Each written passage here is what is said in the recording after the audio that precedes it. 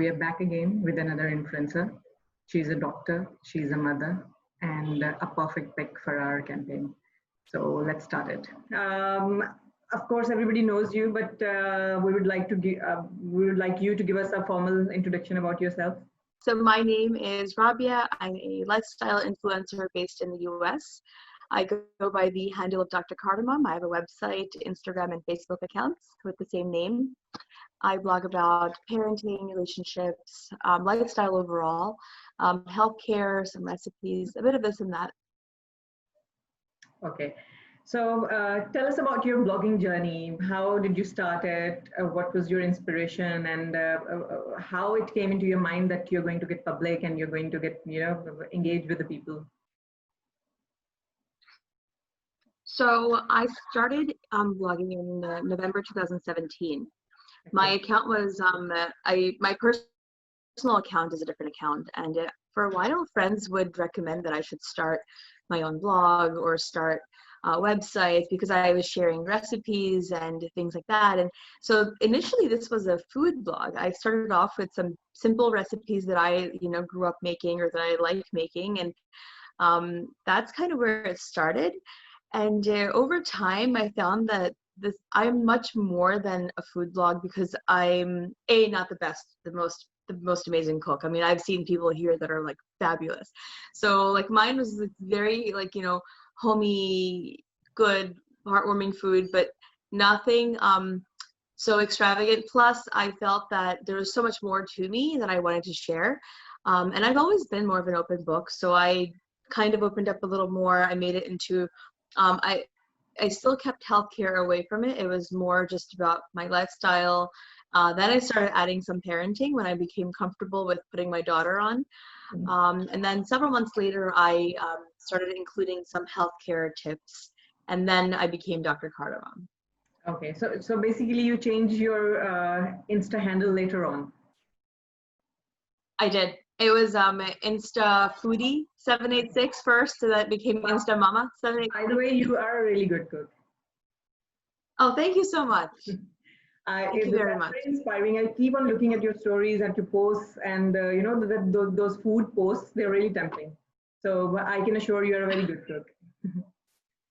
Thank you. Thank you. So tell us more about your journey. I mean, it's not easy for a Pakistani to be public and, to open yourself for the criticism and each and everything. So, but how did you make yourself comfortable? I mean, how did you make your skin comfortable while getting all the criticism and all the negative reviews from the people? I mean, we can't please everybody. So there must be some negativity as well. So how did you manage with that? So yes, there is some negativity. To be honest with you, to be very honest, I don't get very much negativity. It's very rare that I get any kind of like backlash or negative comments or negative engagement. And I'm very appreciative to people that are watching because I know, they know, everyone knows that no one's perfect. So I really haven't, knock on wood, Allah ka shukra, I have not had any kind of like attack against my account, if you will. And which is really good. There's people that go through so much. So that being said, when it comes to negativity, you really have to let it roll. Like you can't please everyone. Anything that you do that you feel that it's slightly not okay, don't put it on here. Don't put it on here. One day, my daughter did something, and I had her write, "I am sorry." She wrote it like 17 times, and I put it on there, and I get a lot of messages saying, "Oh, this A is not effective," or B, "Oh, it's embarrassing," this and that. So I normally, that was the first and last time she ever did that. But when you feel as a blogger or content creator that something you're sharing may be perceived negatively, or even you have like a slight inkling, then maybe not do it or hold off on it because that could be perceived the wrong way, and then you'll have to open up a new Pandora's box of issues. But that being said, still be true to yourself. Don't necessarily be fake. Just try and keep things kosher. In regards to being public, I'll be very honest. I'm more comfortable being public with strangers. Okay. People who I know personally, when they watch, like I can see you seeing my stories and my, I get a little bit like, like it's kind of weird because then it's like they know me, or when I see them in person Hmm. after they've watched, right? And then they're like, oh yeah, hantam na tigil pa kaya." It's like, yeah, I did. Or if there's like, some event going on. And so I'm very like careful. I don't include, even though it's lifestyle, I don't include a lot of my family or any of my friends. Hmm. Like it's very rare that you'll see anybody else in my stories or posts because I'm very respectful of their privacy. But yeah, so when I see that they're seeing, I get a little bit uncomfortable, but it's not a big deal.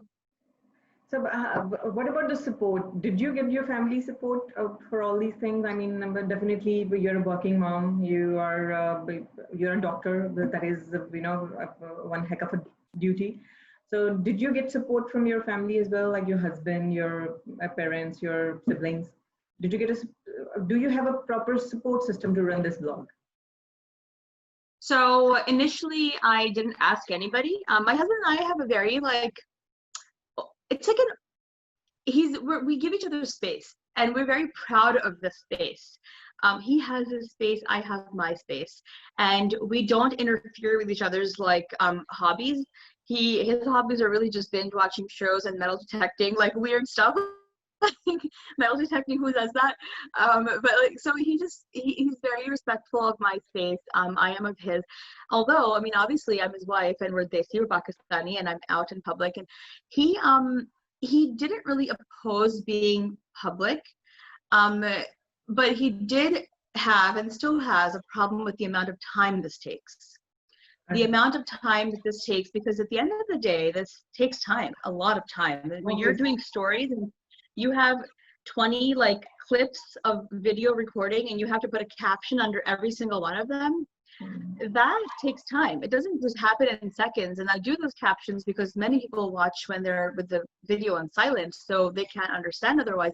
So it takes a lot of time, and that's his main problem, that it takes time away from everything else. And he even says, he's like, you went from full-time, you went from nocturnus, which is like, I dropped in salary over 3 years, Okay. nocturnus, nighttime hospital doctor, to an outpatient primary care doctor, took easily like, a 70K pay cut. And then you went from full-time to 75% time. And tum blogging to shuru kar di uske baad, like you just like increased your commitments instead of doing anything else. So it's not true necessarily that's the case. To some extent, he's right. However, he takes pride in the content that I create. He Okay. enjoys my posts. He enjoys my stories. He even like, he's supportive. Like now he doesn't even like push or anything. He's just like, that's fine. I think one of the main reasons I'm able to make my life look seamless and balance between work, my home life, and my social media life is that I delegate tasks. We have a cleaning person who comes once a week. We have a childcare provider who takes care of my kids when I'm at work, and my husband helps at home. And so all of those combined really make a big difference. Even when I'm doing events or parties with family or friends, my siblings help out. We will have someone come and clean up if it's a bigger party.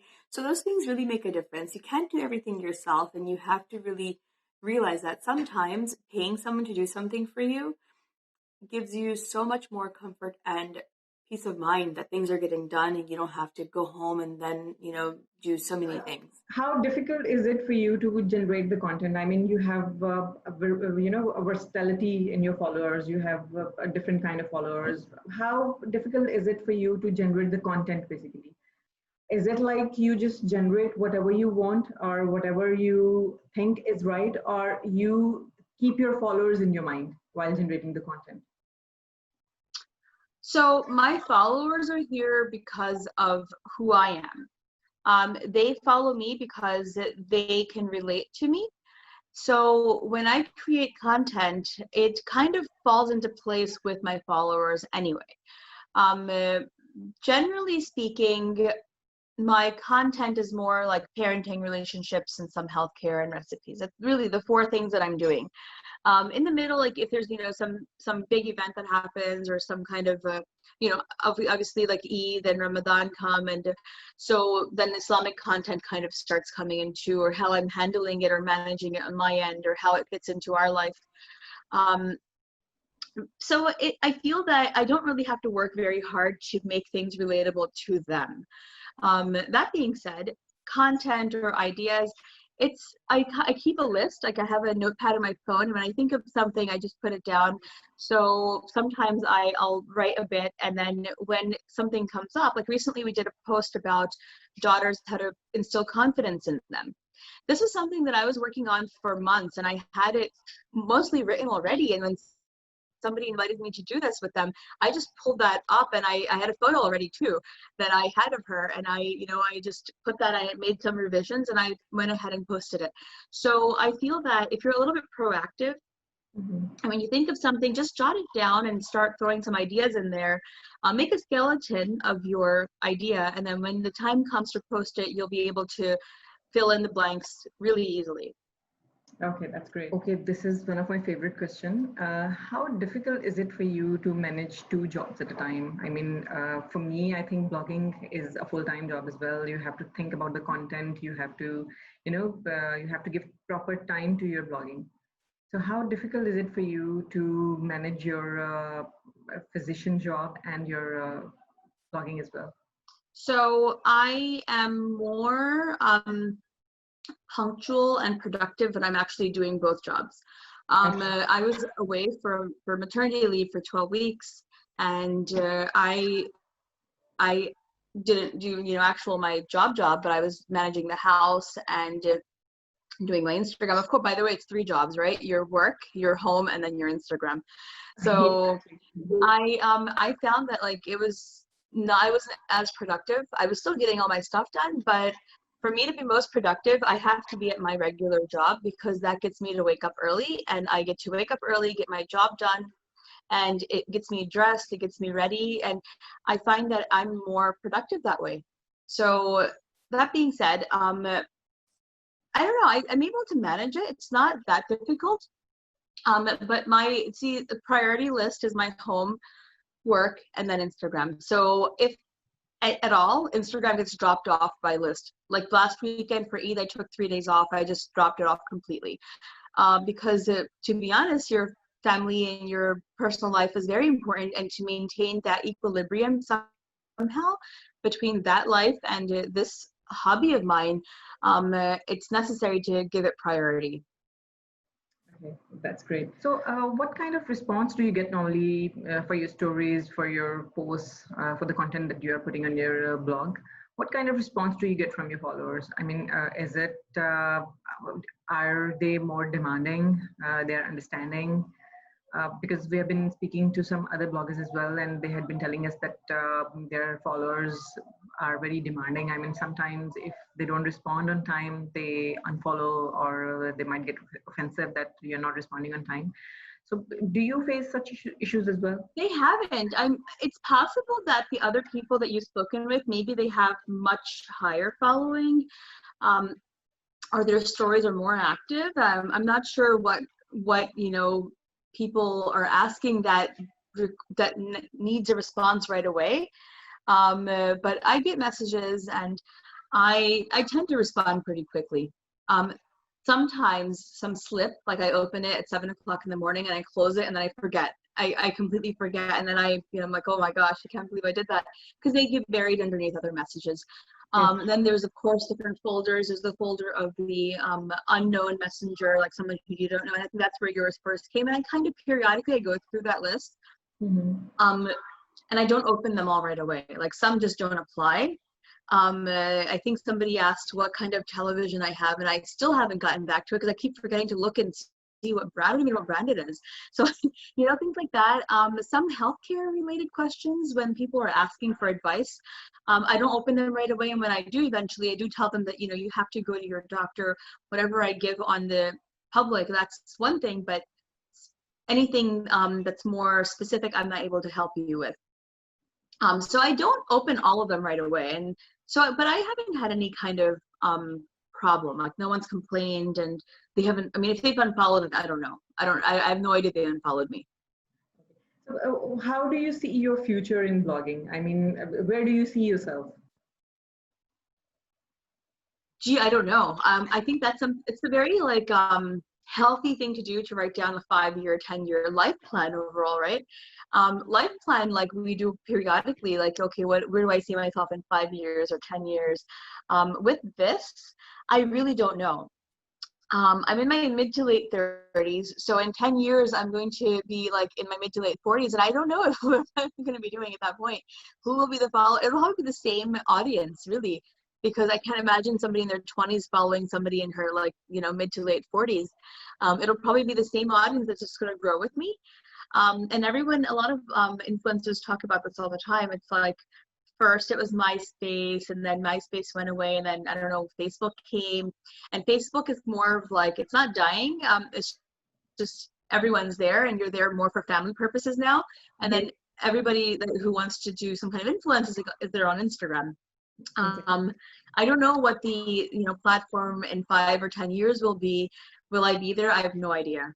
But right now I'm living in the moment, really. Like I'm having fun. I'm really enjoying the fact that I'm including my kids. A lot of influencers don't include their kids, or bloggers don't include their kids. For me, it's kind of like a timeline for them too. It's a place where I'm putting their memories and their pictures and videos and clips, and hopefully, it doesn't go anywhere. So it'll still be here for them to look at and enjoy when they're a little bit older. So yeah, That's great. I'm kind of going with the flow. The other thing is, and I was just speaking with a friend about this, is that she reminded me, because I was kind of, this place does get stressful at times. It can bring you down. And I was venting to her, and she said, remember, at the end of the day, you're a physician first. Yeah. This is a hobby for you. You've said it yourself. Your livelihood doesn't depend on this. Even if you're making money off of it, that money is gas money. It's coffee money. It doesn't matter to you. This money doesn't really it's not तुम्हारा घर नहीं चल रहा specific. Exactly. And you have a job, you have a career, that's first. So when you are identifying yourself here, being a physician is a very big deal. You're not just any other person, you are a physician doing this. And so that really reinforced to me that, my personal life and my career are more higher priority. So, this is a hobby, and if it works for the next 5 years, it's great. But if the platform changes, we'll see what happens. Okay, that's good. So since blogging has become one of the most favorite hobby nowadays, and everybody's on Instagram becoming a blogger, what message do you want to give to the new bloggers? Blogging is not an easy thing. So what message do you want to give them? How should they work? What kind of content should they create? So be honest. You can't make fake content. You can't make up stories. You can't try and be somebody who you're not, because that can be seen. People can see through that. And when that happens, you're not going to go very high. You're not going to go very far. People will know. People will know when you've bought followers. They will know when you've bought engagement. Mediocre posts or photos don't get very high engagement normally, and so that's obvious. Try and be inclusive to your audience. Of course, if you have a niche, if you've established who you are, the people that are going to follow you are people that can relate anyway. So it should not be very difficult being inclusive of your audience.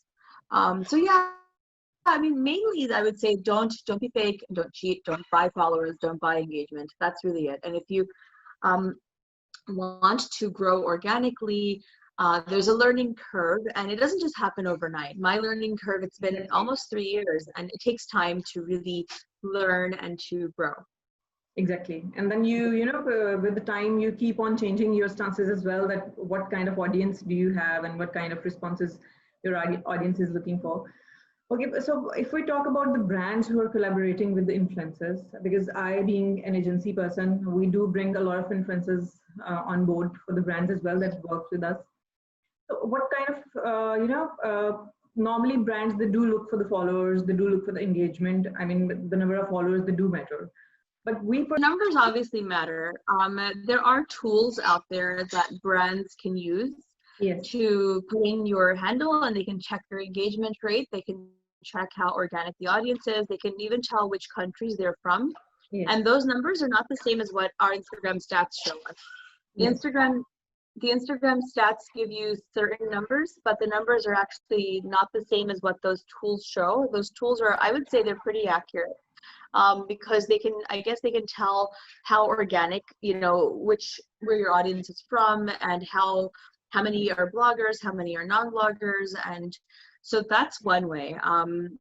So whether somebody has this, you know, more seasoned influencers or bloggers always told us when we were like, you know, at 3,000, 5,000, that don't worry, you have great engagement. When you reach 50K or 100K, your engagement rate will drop because everyone doesn't engage. yes, So I think for brands, I think the bigger brands do know this.